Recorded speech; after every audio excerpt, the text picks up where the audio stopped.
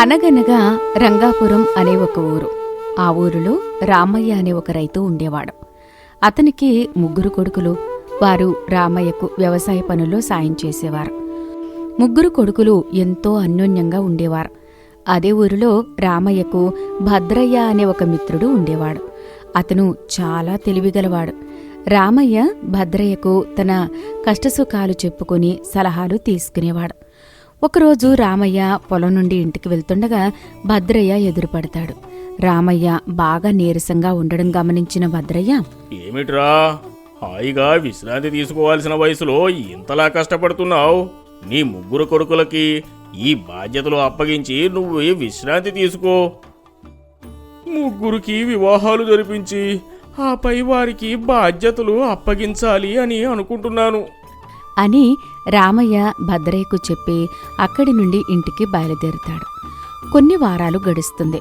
రామయ్య 3 కొడుకులకి వివాహాలు జరిపించి వ్యవసాయ బాధ్యతలు అంతా తన కొడుకులకి అప్పగిస్తాడు. తాను ఇంటి దగ్గరే ఉంటూ విశ్రాంతి తీసుకుంటాడు. తన 3 కోడళ్ళు తనని ఎంతో బాగా చూసుకుంటారు. అటువంటి కోడళ్ళు దొరికినందుకు రామయ్య ఎంతో సంతోషపడతాడు. ఒకరోజు భద్రయ్య రామయ్య ఇంటికి వస్తాడు. ఏమిట్రా, నీ కొడుకులకి వివాహం జరిపించినప్పటి నుంచి బయటికే రావడం లేదు? నువ్వే కదా వ్యవసాయం బాధ్యతలు కొడుకులకు అప్పగించి విశ్రాంతి తీసుకోమని చెప్పావు. పైగా ముందులాగా బయటకు రావడానికి వయస్సు సహకరించడం లేదు, అందుకే రావడం లేదు. అవును, నీ కోడళ్ళు బానే ఉంటున్నారా? నీకు సమయానికి భోజనం పెడుతున్నారు కదా? అదే విషయం నీకు చెప్పాలనుకున్నా. నాకు బంగారం లాంటి కోడలు దొరికారు. వారు నన్ను కాళ్ళు కింద పెట్టనివ్వడం లేదు. నిజంగా అటువంటి కోడళ్ళు దొరికినందుకు నేను ఎంతో సంతోషపడుతున్నా. ఇంకా నేను సంపాదించిన ఆస్తిపాస్తులు అంతా నా కొడుకులకు పంచిపెట్టేస్తే ఒక పనైపోతుంది. ఇప్పుడే ఒక అభిప్రాయానికి రాకు. ఇంకొన్నాళ్ళు చూడు, ఆ తరువాత పంచి పెడుదూలే. లేదురా, నేను ఇవాళే ఆస్తి మొత్తాన్ని 3కి సమానంగా పంచి పెట్టాలని నిర్ణయించుకుంటున్నా.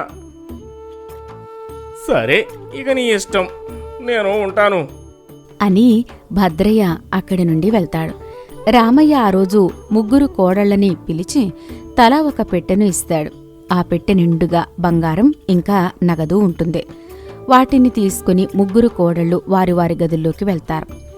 మరుసటి రోజు నిద్ర లేవగానే ఏ ఒక్క కోడలు కూడా రామయ్యను పట్టించుకోదు. ప్రతిరోజు ఉదయం నిద్రలేవగానే కాఫీ ఇచ్చే కోడళ్ళు ఆ రోజు కాఫీ ఇవ్వకపోవడం వెనుక ఉన్న కారణం ఏంటో అని ఆలోచిస్తూ ఉంటాడు. కొంచెం సమయం తర్వాత భోజనం పెట్టమని అడుగుతాడు. అప్పుడు ఒక కోడలు, ఇక్కడ ఎవరూ ఖాళీగా లేరు, అంత ఆకలిగా ఉంటే వంటగదిలోకి వెళ్లి వడ్డించుకుని తినండి అని విసుక్కుంటూ చెప్తుంది. రామయ్యకు వారి ప్రవర్తన చాలా కొత్తగా అనిపిస్తుంది. కొంత సమయం తర్వాత ఒక కోడలు మిగతా 2తో ఇలా అంటుంది, ఇక ఈ ముసలుడితో మనకు ఎటువంటి అవసరం లేదు. ఈయనగారిని ఏ వృద్ధాశ్రమంలో అయినా పడిస్తే మనం సుఖంగా ఉండొచ్చు అని ఒక కోడలు చెప్పగా మిగతా 2 అందుకు అంగీకారం తెలుపుతారు. ఇదంతా చాటుగా రామయ్య వింటాడు. ఇన్నాళ్ళు తనపై అతి ప్రేమ చూపింది తన ఆస్తి కోసం అని రామయ్యకు అర్థమవుతుంది. తన మిత్రుడు చెప్తున్నా వినకుండా ఆస్తి మొత్తాన్ని 3కి పంచిపెట్టినందుకు రామయ్య బాధపడతాడు. ఆ తర్వాత తన మిత్రుడైన భద్రయ్య దగ్గరికి వెళ్లి జరిగిన విషయమంతా తెలియజేస్తాడు. అదంతా విని ఒక నవ్వు నవ్వి, ఇలా జరుగుతుంది అని ముందే గ్రహించి నిన్ను హెచ్చరించాను, కానీ నువ్వు నా మాటలు పట్టించుకోలేదు. అయినా మించిపోయిందేమీ లేదు, నేను చెప్పిన విధంగా చెయ్యి అని ఒక ఉపాయం చెవిలో చెప్పి రామయ్యకు బంగారు నాణాలు ఉన్న ఒక పెట్టెను ఇచ్చి పంపిస్తాడు. రామయ్య చాలా సంతోషంగా ఇంటికి వెళ్తాడు. ఆపై తన గదిలోకి వెళ్లి గడియ పెట్టి శబ్దం వచ్చేలాగా భద్రయ్య ఇచ్చిన నాణాలు ఆ పెట్టెలోకి ఒక్కొక్కటిగా వేస్తాడు. ఆ శబ్దం వినగానే ఆ 3 కోడళ్ళు రామయ్య గది దగ్గరికి వస్తారు. బంగారు నాణాల శబ్దం విని ఒక కోడలు ఇలా అంటుంది, మన మామగారు మనకు మొత్తం ఆస్తిని పంచిపెట్టలేదు, తన కోసం ఇంకా కొంచెం ఆస్తిని తన దగ్గరే దాచుకున్నాడు అని చెప్తుండగా రామయ్య బయటకొస్తాడు. ఏదో అంటున్నారు, ఏమైందమ్మా? ఏమీ లేదు మామగారు. మీరు పొద్దున్న భోజనం పెట్టమని అడిగినప్పుడు మేము ఏదో పనిలో ఉండి పెట్టలేదు.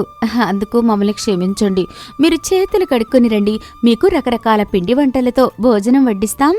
అలా ఆ రోజు నుంచి బంగారు నాణాల కోసం రామయ్యను మళ్లీ బాగా చూసుకోవడం మొదలుపెట్టారు. తమ మామగారిని మెప్పించి ఆ బంగారు నాణాలు సొంతం చేసుకోవాలని ముగ్గురు కోడళ్ళు విశ్వ ప్రయత్నాలు చేస్తూ ఉంటారు. కొన్ని నెలలు గడుస్తుంది. ఈయనకు ఎన్ని సేవలు చేసినా ఇంతవరకు ఒక్క బంగారు నాణెం కూడా ఇవ్వలేదు. అందుకని నేను ఒక ఉపాయం ఆలోచించాను. అదేంటంటే మామగారు లేని సమయం చూసి ఆ పెట్టెను తెరిచి అందులోని బంగారు నాణాలు తీసుకుందాం అని అనుకుని రామయ్య గదిలోకి వెళ్తారు. కాని ఎంత ప్రయత్నించినా ఆ పెట్టె తెరుచుకోదు. రామయ్య వస్తున్నాడని తెలుసుకుని వారి వారి గదుల్లోకి వెళ్ళిపోతారు ముగ్గురు కోడళ్ళు. బంగారు నాణాల కోసం అతి ప్రేమ ప్రదర్శిస్తూనే ఉంటారు ముగ్గురు కోడళ్ళు. 4 సంవత్సరాలు గడుస్తుంది. రామయ్య అనారోగ్యంతో మరణిస్తాడు. ఇంకా ఆ బంగారు నాణాల పెట్టె తమకే సొంతమవుతుందని ముగ్గురు కోడళ్ళు చాలా సంతోషపడతారు. ఆ పెట్టెను కోసి అందులోని బంగారు నాణాలు తీసుకోవాలి అనుకుంటారు. ఇంతలో భద్రయ్య అక్కడికి వస్తాడు. ఇదిగో చూడండి, ఈ బంగారు నాణేలు ఉన్న పెట్టె నాది, నా పెట్టె నాకివ్వండి అని అడుగుతాడు.